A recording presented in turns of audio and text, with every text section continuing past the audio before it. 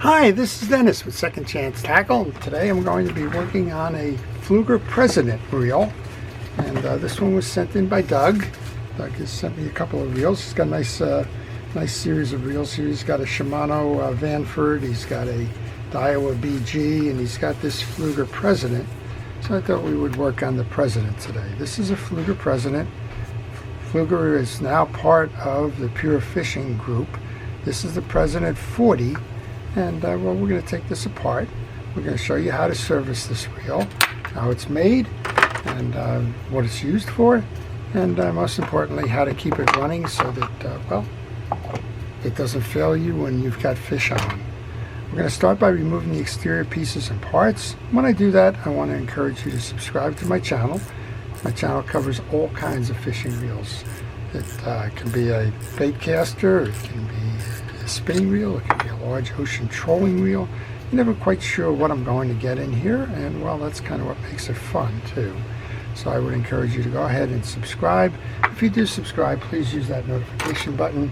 That notification button will let you know when I'm posting, and well, you can make a decision as to whether that's a reel that you would like to see, how to learn about, and how to service. Well, we're going to take off the top end of this. First off is a shim washer that controls the height of the spool line lay. Next is going to be a little kind of solid washer that goes on top of the bearing. And then the bearing comes off. I'm just checking on this cap here to see if that happens to be, well, that's just a cap. And that reminds me to tell you to take pictures as you're working on a reel, particularly if you don't know the fishing reel itself. Take the pictures. That's going to help you in the reassembly process. So we have a little inside bearing collar, and the flat side goes down and it goes on the bottom. So if you didn't start taking pictures and just started pulling parts off like this click ratchet and that, well, if you get stuck, go to the internet and get the reel schematic. That will help you try to get you back on track. And of course, maybe you're here because you did that and couldn't find that, and so watch along with the video. We'll show you how to do that. Once you remove the top part of the shaft assembly, you want to remove the tie-down collar. When I take these pieces and parts off, they go into a parts tray. I use a parts tray to help me keep my parts organized so that I know where they are when it comes time to reassemble. So far we've taken off the spool and the handle. They're on that side of the tray. We've taken off the top stack. They're over here. And we've taken off that collar and the like, and that's on the other side there. With that removed, we should be able to get to the rotor nut. Not quite sure what the rotor nut is, but this one you can reach with an open-end wrench. And it comes off in a typical clockwise manner. You need to remove the rotor in order to remove the case to get to the gearing. With that off, we can pull this up and out. And sometimes there's a little tie-down washer right here, a little ferrule that goes on the axle shaft. If you pull it out, don't fear, but know that it is there. When you take off your rotor, make sure your bail assembly works okay. If it does, all you need to do is put a little bit of penetrating oil into each of the seams and a little bit onto the line roller. Work that in. That'll help flush out any dirt there is, and well, keep it running nice and easily. You don't need to take the bail apart unless you're having an issue with that bail. Okay, that goes into my parts tray. Now we have the lower end of the reel. This one has an anti-reverse override on it. You want to pay attention to how that's set up before you start doing anything with regard to removing the anti-reverse clutch or the case or that. We have a spring that's loaded into a post here. It sits on this little plastic arm, and that's going to control the on-off function. When I remove that spring, I like to make sure that it does not have the tension on it. So move it so that it is at the closest, and then just kind of pick it up and off. Right now I have it sitting on that little plastic part. I'm going to keep an eye on that. Sometimes that might fall out, so just be careful with that. but if you can leave it on the one end, it's a little bit easier to reinstall. Next up then is the tie down that holds your anti-reverse assembly and your pinion gear in place. So I'm going to take 2 of those screws out, and then I'm going to remove the case before I go and do the other part of this. The case is held on by 3 screws and a bump guard.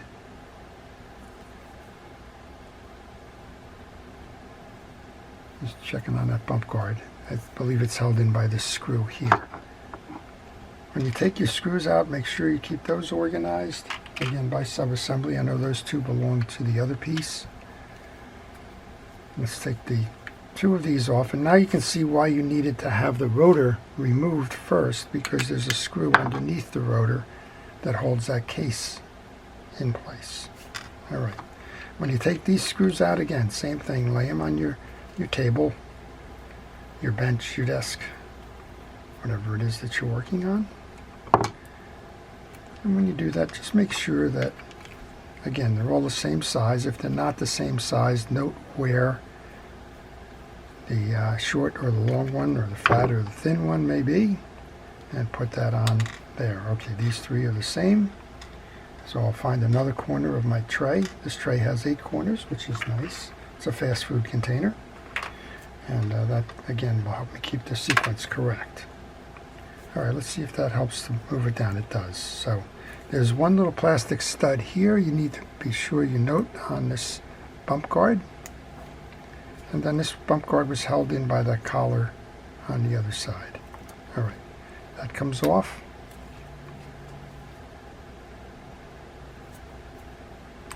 And this pulls down. This is a 2-piece bump guard held in by that side plate screw. We should be able to remove the case now.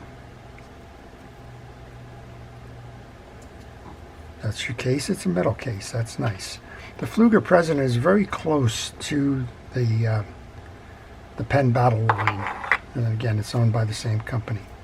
Alright, in order to continue, I want to remove the axle shaft. A metal case will reduce the flex in a reel. So if you find that you're fighting bigger fish and having some difficulty in collecting them, could be in the case, you may want to switch from a graphite case to a metal case.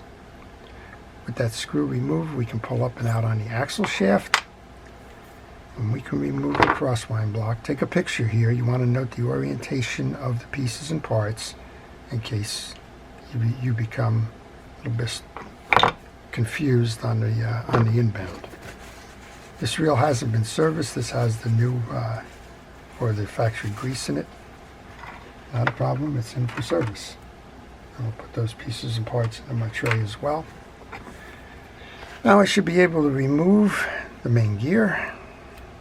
And what's neat about this one is this one has a transition gear here to share the load with the oscillation gear. So you can see we have a small gear in the back, and this one, both of those are being turned by the back end of the main gear to provide the oscillation. The oscillation gear, this bearing came off the main gear. The oscillation gear is held in by a small Phillips head screw. Let's go ahead and take that off.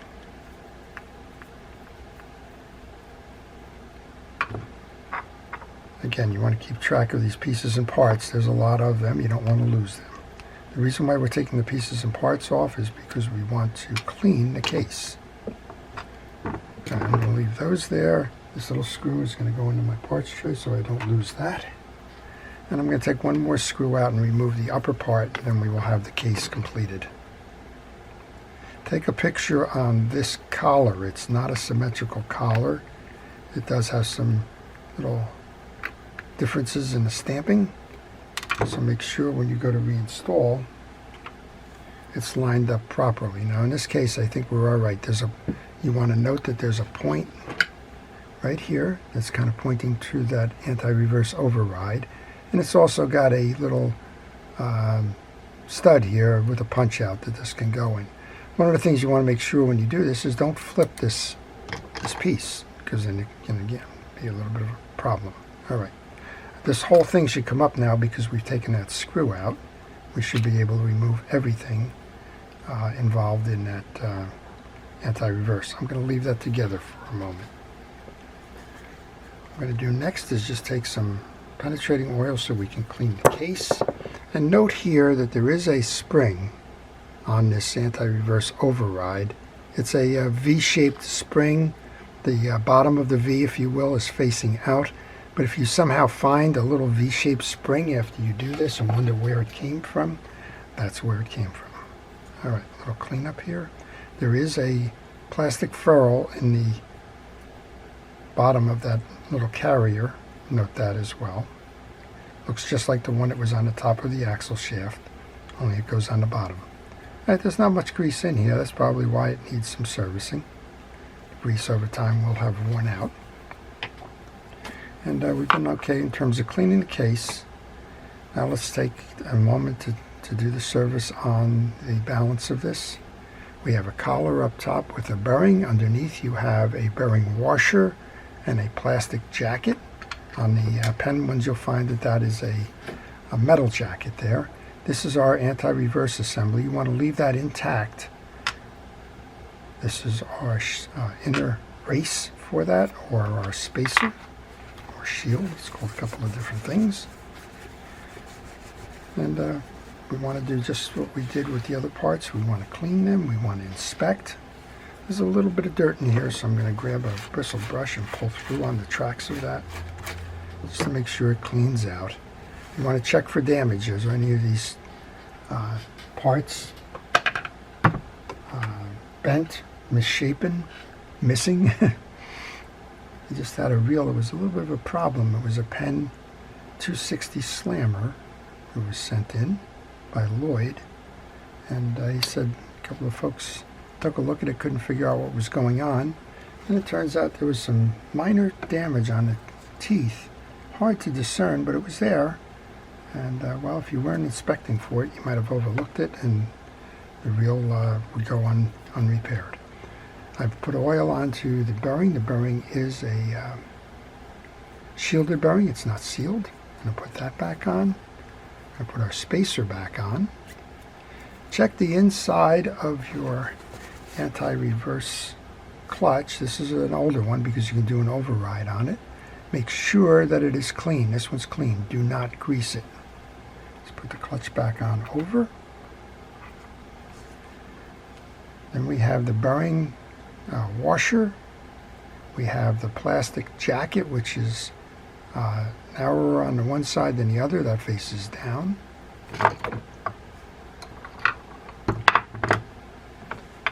And we have the bearing up top. Again, I'll just put some oil on that. Just trying to not lose that little plastic or the bearing washer. We can put that on the assembly.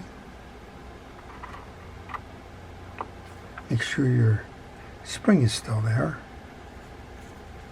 If there's anything that makes me nervous in this whole process, it's this little spring.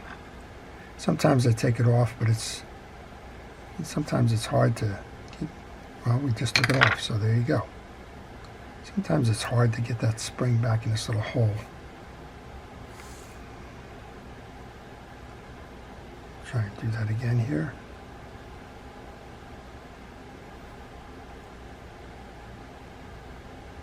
There we go. There's two studs or ramps that's going to seat into the case.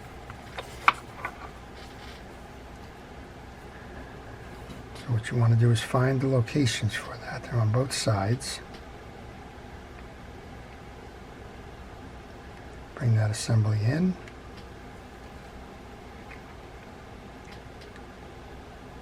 Bring it down.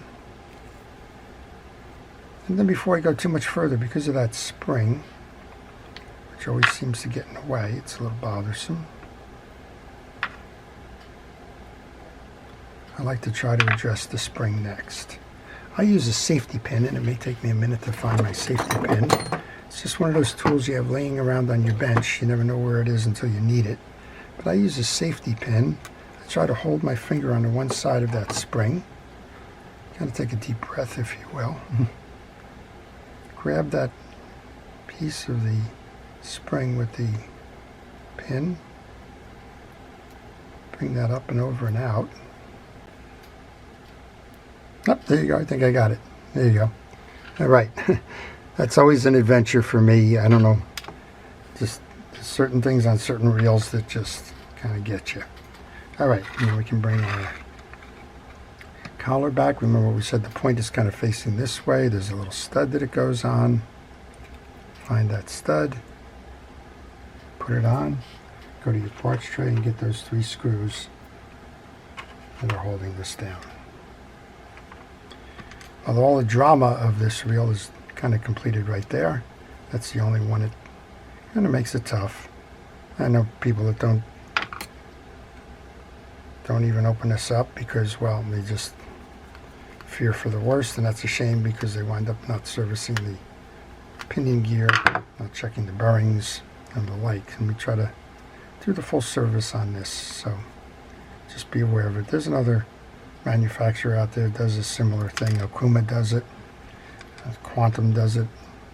So I know there are folks out there that prefer the instant anti-override, reverse override. You don't find them that frequently anymore, but in transition when they were making these reels they did have those. They do utilize that spring or various designs similar to that spring. And it's just, well, it was probably given up because you see, it's not an easy thing to work through there. All right. Well, we're back on track now. We're going to put the tie downs for the collar in. We'll continue with this. I've left the gearing out on the bench here. That's our next step. You kind of reverse how you put them together. So let's take that little transition gear first. Again, the gears, if anything on this, are dry, so what we want to do is get a little bit of grease. You want to check, regardless of whether it's a big gear or a small gear, you want to check to make sure that the teeth are all uniform. And place that in here. We have our oscillation gear. Again, there's no grease on this at all. You want to make sure they're clean. Sometimes these things are what I call grease choked. They're just full of dried grease and debris. In this case, it's kind of the opposite. So this reel will run a lot smoother just as soon as we take care to grease it up again. Yeah, even the main gear is just devoid. It's all evaporated. I don't know the age of this reel. I'm going to guess it's several years old now at least. That override system, you just haven't seen it in quite some time. And I would think with the white grease that was in there, which is sort of the way that the factories were using the greases, that's probably where it stood in terms of time. So my guess is this has not been serviced. All right, before I put that main gear in, I need to find that little screw again that's holding our oscillation gear in and put that back into play. On some of the reels you'll find that they have a center screw for that oscillation gear. Some don't. Some just ride right over the stud. So just be aware of that. It's easy to overlook it. It can be one of these things where you just assume, and of course that's always a problem when you assume anything, but you assume that it didn't have it because the majority of the reels that you saw didn't have it, and then all of a sudden it does. And you look in your tray when you're done and it's missing. All right. The rotor goes on next. There's that bearing shield washer. I was sitting underneath the rotor, I trust. Find the 2 flat sides and merge. Then I like this nut setup. Penn uses it as well on a couple of their reels. It's a cap so that you can't over tighten this.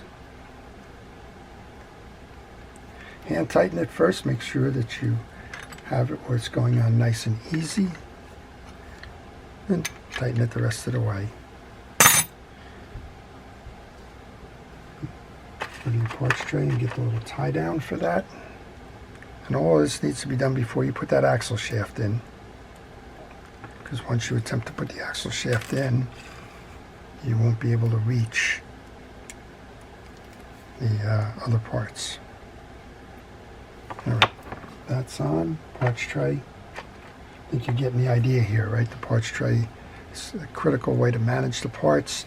I don't care if you use a parts tray or if you lay your parts out on your bench sequentially, the way you took them off, because generally you'll put them back in the opposite of the way that you took them off. I really don't care how you manage your parts, but please have a parts management system before you start removing the pieces and parts. It'll make your life easier, and well, you'll know when you've completed your task, because there won't be parts around laying on benches or that, and you won't know if any have gone missing if you don't have that in place. Take your crosswind block, put it over the stud. There was a ramp on the inside of that. Make sure that you cover that. Ramp goes over the stud.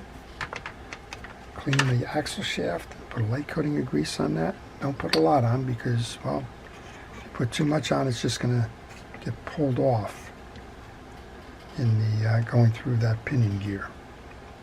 Next up, you want to align your axle shaft with the slot in the crosswind block. Then you want to align your hole for your screw so that you can fit your screw in to tie that down.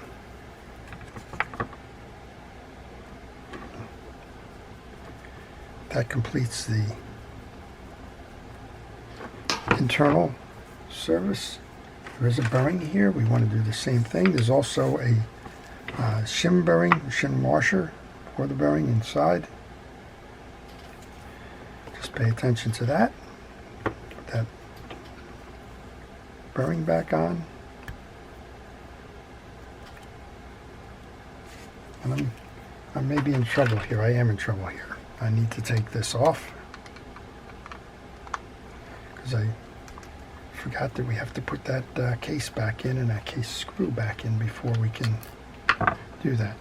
So all of us kind of get distracted from time to time, and that one's on me. Okay. Minor hiccup. The rest of the top is fine.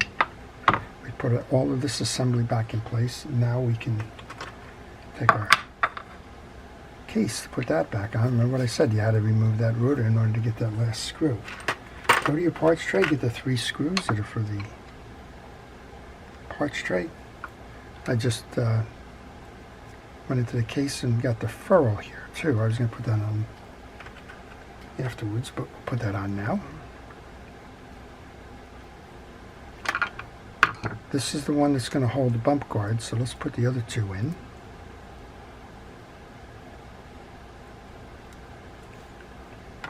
And in particular, put the one up top here, because that's the one that needs to go on there before you put your rotor back on.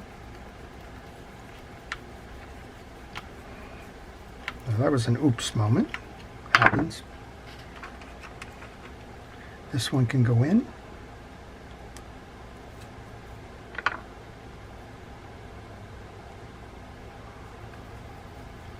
And then we need to put that assembly in for your bump guard before we put the last one in.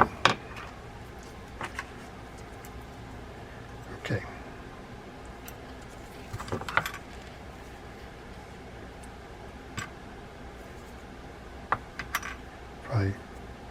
This one popped out, but I believe this one goes this way, but this goes first. This goes over here, then comes under like that. And this is the one that has the stud up top and the clip below. It's going to hold the other piece in. Alright, and when you have that together, we can want to make sure that your hole for that tie down is in.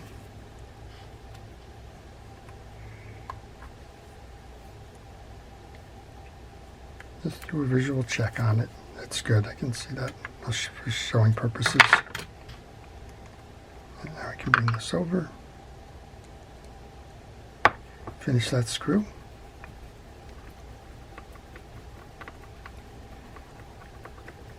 Make sure all of your side plate screws are tight. Then we can put that rotor on.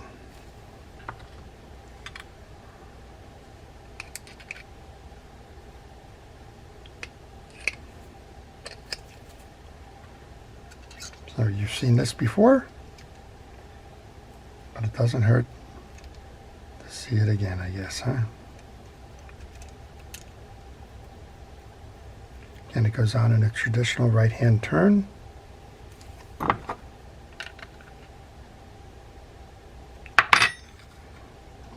Find your tie-down clamp.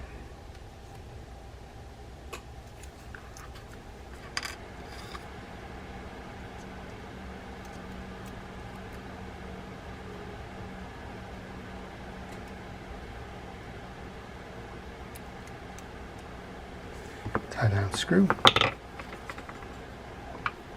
So what we're doing here is essentially what you can do for every spinning reel. You want to take the reel apart, you want to clean it, you want to inspect the pieces and parts, you want to replace. After you do that, you might want to just give it a test, make sure it turns nice and free and easy before you continue with the rest of the upper end. Make sure your bail snap's nice so that, well, no sense putting the top end on if there was something that you missed underneath. Let's go to our parts tray then. We're going to take that bottom steel washer, place that on there. Then our click ratchet goes on. And this is where, you know, we've been doing this for a while now. This is where if you get confused, you go back to your pictures. We had our bearing center, the bearing. Put a little bit of oil onto the bearing. And we had the top metal. And we had the shim washer for the spool. That's the height adjustment for the line carry. Okay, before we finish this up, we want to service the drag washers. The drag washers are held in by 3 screws in a cover. Again, doesn't have to take pictures here either. I'm kind of curious on this one, whether they're using the HT100 type drag washers or if they're using felt drag washers, because Pflueger had a way of using the felt ones, like the ones that were included in the earlier Penn Fierce and Penn Pursuit models. All right, with those 3 screws removed, take the cap off.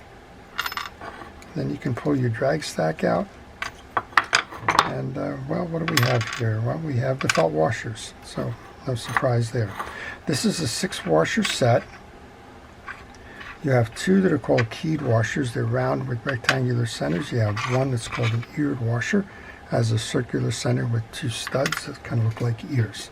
On felt washers, you need to keep them lubricated, and these are totally dry. I use oil for the felt washers. And why do you have to keep them totally lubricated? Well, that'll keep them from tearing. What's the downside of felt washers? They tear. So if you are fighting bigger fish, strong running fish, where you're using your drag washers a lot and you find that you have an inefficient drag system, you can swap these over to Carbon-Tex washers. So just be aware of that. But most of the time, you know, Pflueger wasn't the only one. As I mentioned, Penn used them in the early Fierce and Pursuit lines, and well, even Shimano uses them. So don't say they're bad because they're felt. They're not. They're functional and they work. Just be aware that they do require the service, and if you don't take care of them, the drags could fail. All right, with that back in place, we'll take those 3 little screws now, if I can. Those of you that know me, and little screws, know that from time to time that is an adventure.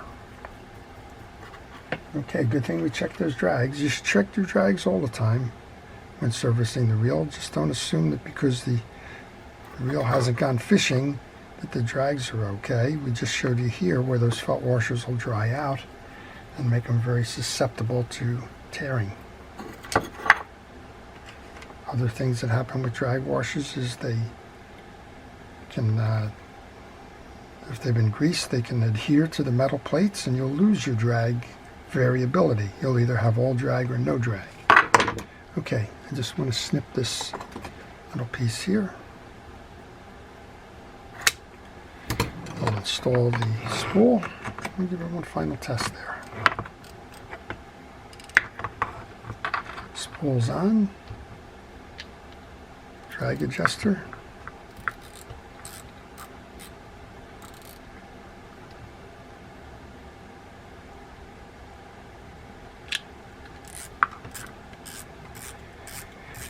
And again, if you're still with me, I want to encourage you to subscribe. If you haven't subscribed, if you have subscribed, I want to thank you for your continued support of the channel. I also want to thank our first responders, our police, fire, safety, rescue, and everybody involved in keeping us safe.